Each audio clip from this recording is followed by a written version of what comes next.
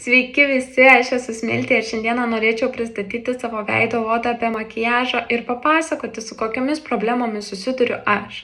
Taigi pirmoji problema būtų veido raudonis. Veido raudonis mane kankina tikrai labai ilgą laiką ir jisai nuolatos yra matomas nosies kampučiuose, akies kampučiuose, kakto srityje bei skruostuose. Kaip atrodo skruostuose, matysite šioje nuotraukoje. Antroji problema būtų veido išsausėjimas. Veido išsausėjimas sukelia labai didelį diskomforto jausmą, nes nuolatos yra jaučiamas niežėjimas, perštėjimas, atrodo tarsi veido oda yra tempiama. Būtent todėl turiu svajonę, jog mano oda būtų sveika, graži bei švytinti.